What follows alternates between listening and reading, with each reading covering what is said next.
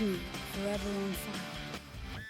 ಕಾಂಗ್ರೆಸ್ಗೆ ಬೈದರೆ ಯತ್ನಾಳ್ಗೆ ಸ್ವಲ್ಪ ಕೂಡ ಪ್ರಚಾರ ಸಿಗಲ್ಲ.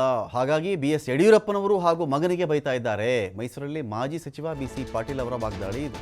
ಕಾಂಗ್ರೆಸ್ಗೆ ಬೈದರೆ ಯತ್ನಾಳ್ ಅವ್ರಿಗೇನು ಮೈಲೇಜ್ ಸಿಗಲ್ವಲ್ರಿ, ಪ್ರಚಾರ ಸಿಗಲ್ಲ, ಯಾರು ನೋಡ್ತಾರೆ, ಯಾರು ಕೇಳ್ತಾರೆ ಅದನ್ನು. ಅದಕ್ಕೆ ಅವ್ರು ಏನು ಮಾಡ್ತಾರೆ, ಹೋಗಿ ಬಂದು ಯಡಿಯೂರಪ್ಪನವ್ರಿಗೆ ಅವ್ರ ಮಗನಿಗೆ ಬೈತಾ ಇರ್ತಾರೆ. ಶಾಸಕ ಯತ್ನಾಳ್ ಅವ್ರಿಗೆ ಬೆಂಬಲಿಗರೇ ಇಲ್ಲದೆ ಇರತಕ್ಕಂಥ ಒಬ್ಬನೇ ಒಬ್ಬ ನಾಯಕ, ಏಕಾಂಗಿ ನಾಯಕ ಯತ್ನಾಳ್. ಯಾವ ಬೆಂಬಲಿಗರಿದ್ದಾರಪ್ಪ ಅವ್ರಿಗೆ? ಬೈದು ಬೈದು ಬೈದು ಬೈತಾ ಇದ್ದರೆ ನಾನು ನಾಯಕ ಆಗಿಬಿಡ್ತೀನಿ ಅಂತ ಹೇಳಿ ಅವ್ರು ಅಂದ್ಕೊಂಡ್ಬಿಟ್ಟಿದ್ದಾರೆ.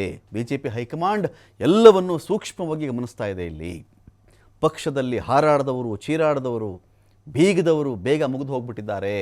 ಬಹಳಷ್ಟು ಜನ ಠೇವಣಿ ಕಳ್ಕೊಂಡ್ಬಿಟ್ಟು ಮನೆ ಸೇರ್ಕೊಂಡ್ಬಿಟ್ಟಿದ್ದಾರೆ.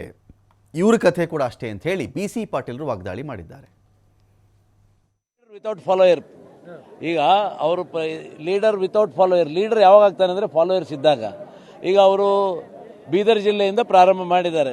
ಅವ್ರ ಹಿಂದೆ ಯಾವ ಫಾಲೋಯರ್ಸು ಇಲ್ಲ. ಭಾರತೀಯ ಜನತಾ ಪಕ್ಷದ ಯಾವ ಕಾರ್ಯಕರ್ತರಾಗಲಿ, ಅಧ್ಯಕ್ಷರುಗಳಾಗಲಿ, ಮಾಜಿ ಶಾಸಕರುಗಳಾಗಲಿ ಯಾರೂ ಇಲ್ಲ. ಅಂದರೆ ಏಕಾಂಗಿಯಾಗಿ ತಾನೇ ಸ್ವಯಂಕೃತ ಲೀಡ್ರ್ ಅಂತ ಹೇಳ್ಕೊಂಡು ಹೋದರೆ ಲೀಡರ್ ಆಗೋದಿಲ್ಲ. ಇನ್ನೊಬ್ಬರು ಬೈಯೋದೇ ಲೀಡರ್ಶಿಪ್ ಅಲ್ಲ. ಯಾವಾಗಲೂ ಇನ್ನೊಬ್ಬರು ಬೈಯೋದು, ಇನ್ನೊಬ್ಬರು ತೆಗಳೋದು.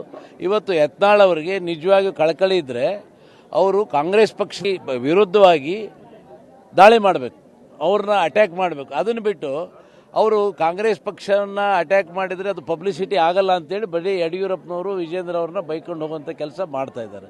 ನೋಡಿ, ಎಂತೆಂಥವರು ಏನೇನೋ ಆಗಿ ಹೋಗಿದ್ದಾರೆ ಪಕ್ಷದಲ್ಲಿ, ತಮಗೆಲ್ಲ ಗೊತ್ತಿದೆ. ಯಾರು ಜಿಗಿದಾಡಿದವರು, ಉದ್ದ ಹರಿದಾಡಿದವರು, ನಾನು ಜಗ್ಗಲ್ಲ ಬಗ್ಗಲ್ಲ, ನಾನು ಹಾಗೆ